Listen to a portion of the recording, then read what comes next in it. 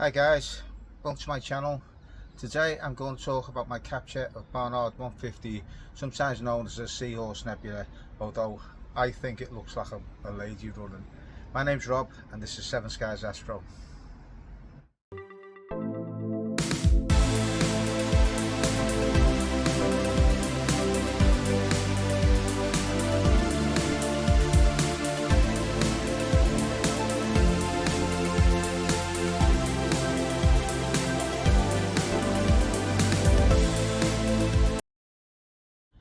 First of all, a massive thank you to my subscribers for watching this, and if you haven't subscribed, would you consider subscribing? It really help me out, and give it a like, thumbs up. Now, I'm talking about Barnard 150. I captured this using two cameras. First of all, I started capturing it with my mono player one, red, green and blue, and I got 2 hours of each channel on that, and then I swapped over to my MC Pro, Azu ZWO, sorry, 533 MC Pro, which is the same imaging chip, but it's a one-shot colour, and I used the L Pro filter on that. It's the same setup. It's with the Skywatcher Quattro F4, and I got 3 hours with the MC Pro data. So I'm going to pop onto the computer and show you how I done it. Fixing site. I'll just run through this nice and quickly. These are the red, blue and green subs from the player one Saturn M mono. Each one of these is around about 2 hours each. They're okay, I suppose, a little bit noisy still. We did have a moon coming up, so that's 2 nights each of red, blue and green to get to 6 hours, because we're imaging 3 hours through night. Next up, I got the ZWO 533 MC Pro. That's the red. I split the channels, green and blue. The channels have all been split, and they're very comparable, I think. Being it's summer and the Saturn M temperature is around about 21 degrees, I believe, where the MC Pro cooled the sensor down to -5.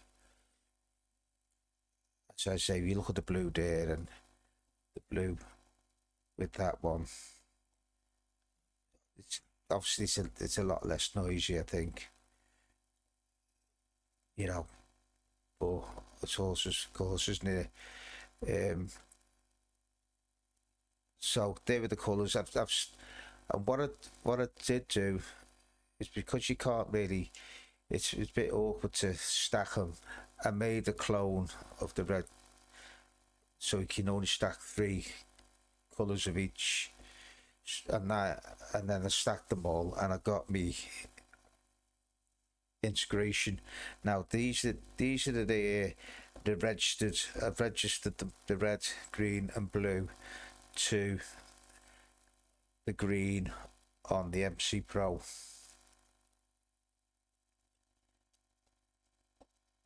Which has given me, this is the integration of all the subframes, all the 9 hours worth, all the reds, all the greens and the blues from 2 different cameras. It's not being cropped yet, so I'm going to move on to the second page where I show you done with the cropping.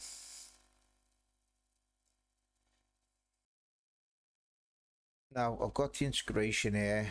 I've run a dynamic background extraction on it to get rid of the pretty nasty gradients I had there, and then I'm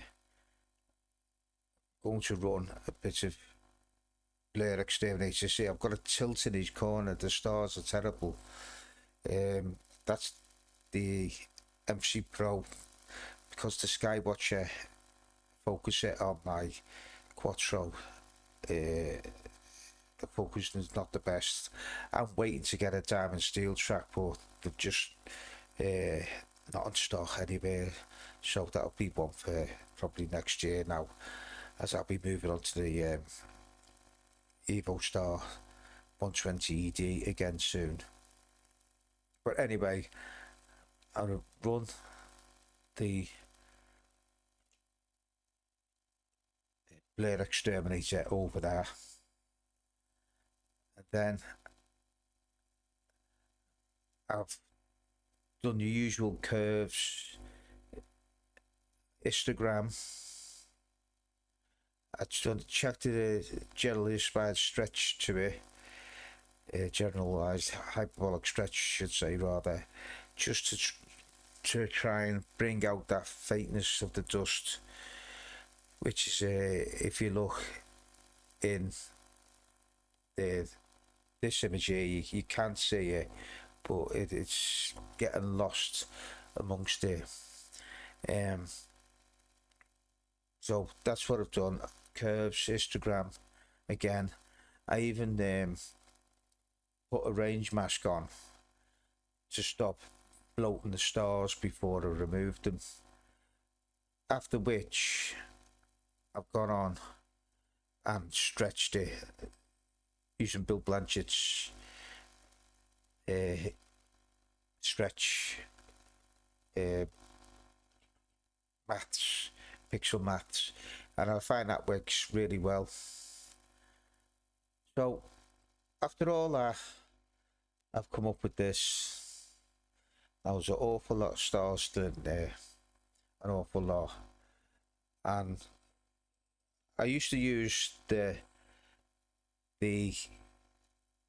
Bill Blanchett's star reduction methods, but they've come up with a new script, which is under utilities, star reduction,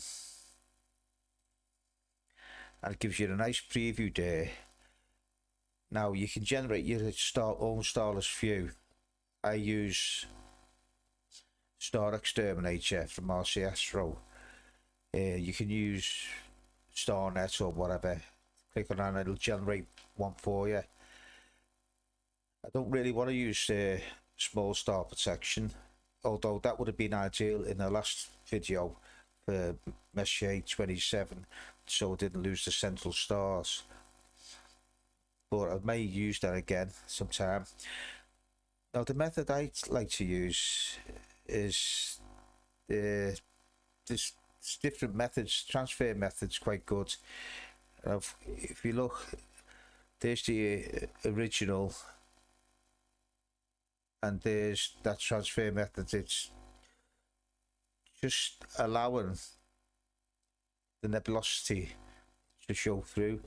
Now the halo method is another one, and if I put a preview there, you can probably see a little bit better, and it really does reduce things. The star method, I think it just tends to leave your stars a little bit rounder, larger, you could say.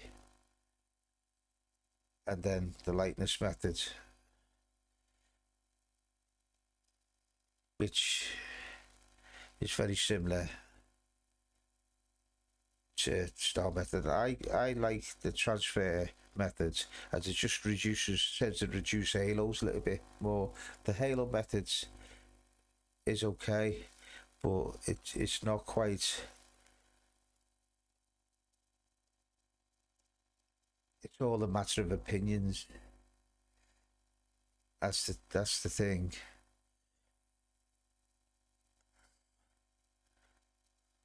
So there you have it. There's just reduce the stars a little bit. The thing is with I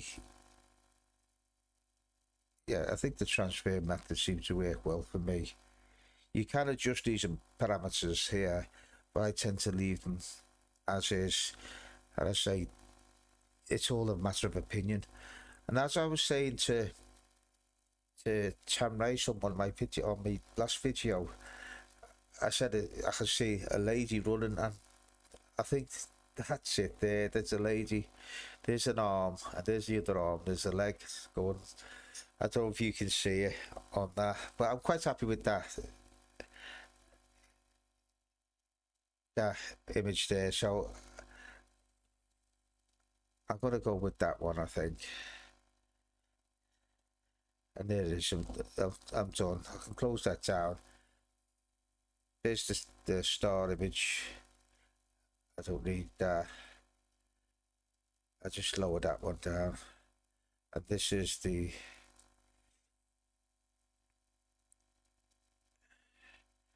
image I've just done. Now, these are lots of orange dust in there, which I'm quite pleased to have got.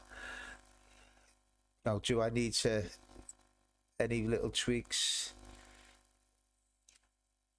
So going to the star reduced, I think the histogram's fine. I don't really. Could I talk a little bit? I think I'll leave that. I could check the curves and just so I don't overblow things. Just drop a point in there. That would raise the background. It's just it's all opinions, isn't it?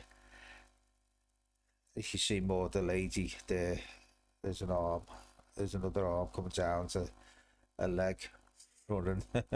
Just needs a little leg here, and there's a hair flowing.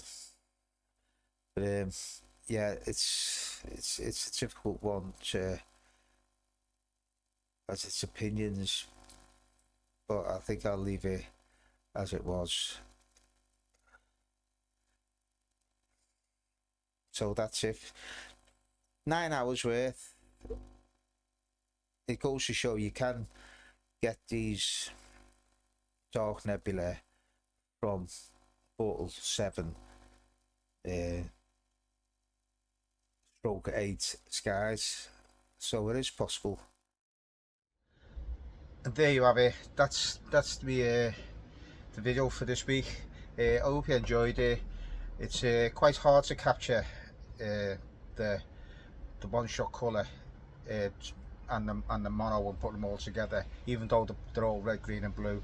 So yeah, it was a bit difficult processing, especially trying to enhance the dark nebula without over brightening the rest of it, and it become a little bit difficult. But I thought the image was okay at the end of the day. It's not too bad. I have moved on to a different target from now, so hopefully I'll see you again in the next video, and see you again soon. So be safe and clear skies.